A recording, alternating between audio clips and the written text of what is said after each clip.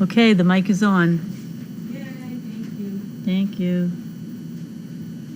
Good afternoon, everybody. I'm a few minutes late, but we had some things going on, so happy Tuesday afternoon.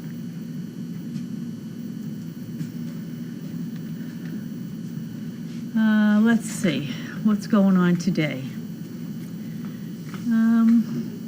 Fairly typical day for me.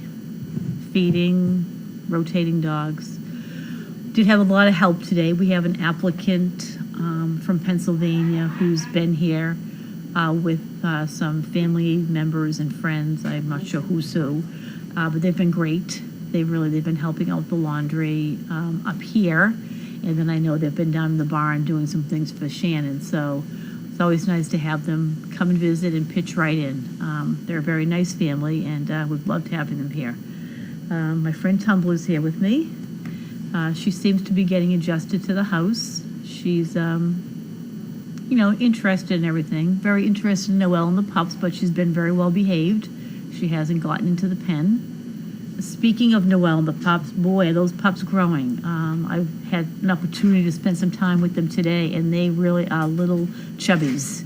They really are. And you can see the little eyes are open, and a couple of them are getting up on their legs and moving around, climbing up on the pillows and getting in behind the pillows.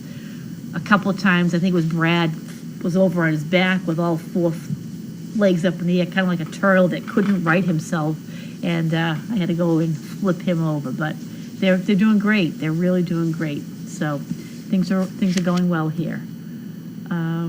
Beautiful day. It's warm, but it's not oppressively hot. I understand the oppressive heat is going to come in starting tomorrow.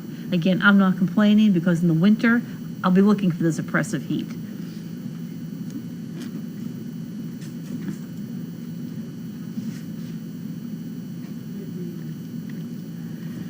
Let's see what else is going on. Oh, we did have ice cream today.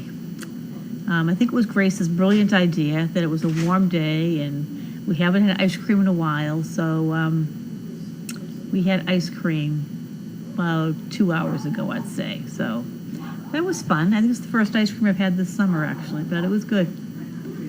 So that's about all I know about that. Did you tell them about the chickens? No, I didn't tell them about the chickens. So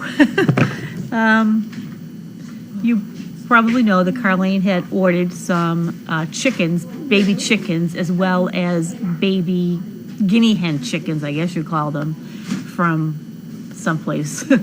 And as you know, the original chicken order was supposed to be 25, and she got 15. So we think the other 10 and perhaps more are on their way. But she found out today via Facebook that the guinea hen chicks, who have not arrived either, somehow got rerouted, if you will, to Nevin's Farm, which is up in Methuen. It's an ASPCA organization. We think the shipping label came off the guinea hen chicks container. The post office, not knowing what to do with them, brought them to Nevin's Farm, which really isn't a bad idea. But the information Carlene had received, again via Facebook, I'm pretty sure, was that of the 15 or so guinea hen chicks that they had received, approximately 4 had already died, and she believes it's because they were not feeding them the correct food. There's a certain type of starter food that they need to be fed or they die. So she's been on Facebook and she's been on the phone to try and reach these people to tell them what to feed them so that no more die, and also to try and make arrangements at some point to get her guinea hen chicks back. Needless to say, this whole situation hasn't pleased her, and she did make a phone call to the company that she purchased all of them from to lodge her dismay, and I'm not quite sure if that's been straightened out yet. I think she's left a few messages, but I don't think it's satisfactorily been resolved yet. And I'm sure you'll hear more about it at mail call. So that's the short version, or maybe not so short. Do the pups tend to be big and grow fast if they're only 4 per litter? You know, it seems to me, and it seems to most of us, yes, they do. Obviously, if there are only 4 as opposed to 8 or 9, their opportunities to nurse are much greater. And the milk supply is much greater. It's not being spread among so many pups. I remember Noelle's previous litter, the Stedmans, of which Hugo is one, were huge. They were large puppies born, but they also were very, very large at a young age. We were just talking today, Pam and I were trying, I think it was Pam, somebody was asking whether or not we thought this litter was comparable to or bigger than the Stedmans at this age. I can't really remember. I do remember the Stedmans being very large from the get-go. And here comes Mama Noel right now. So yes, I do think when it's a smaller litter, they do tend to gain weight faster. Absolutely, yeah. Do you have a leash? You shouldn't be out there without a leash. So Noelle's going out for her afternoon stroll. Let's see, what else can I tell you? Yes, Carleen does always have a project going on. She's still working on the isolation unit, but that's, I don't know where we are with that, quite honestly. So, let's see. Let me think. I can hear Hugo barking right now outside. Of course, it's getting close to 3 o'clock, so he's at the point now where he's like, I loved being here, I've had a great day, and I need to go home now. So.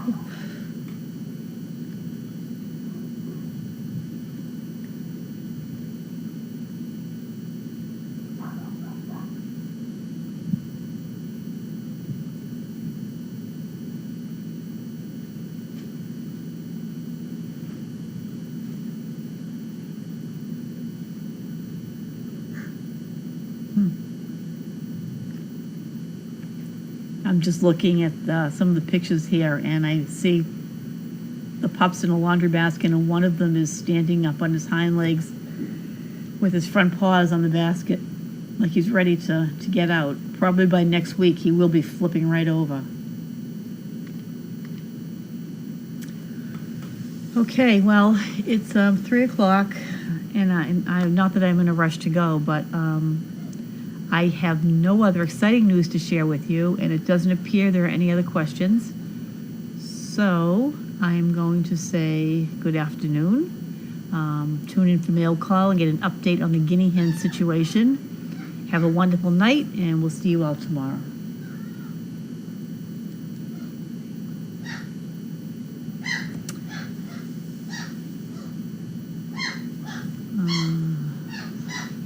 Somebody's asking if I've noticed any early personality traits. Is she leave it on? Is that mic on? I really haven't. Oh, Pam's wondering if you can hear one of the pups squeaking in there. They're kind of squeaking. I don't I know. was gonna bring it in. I don't know. Now it stopped. She was going to bring it in for you to hear it squeaking, but it stopped. Who's next to be in heat? Well, Opal, we assume, for all intents and purposes, is pregnant now.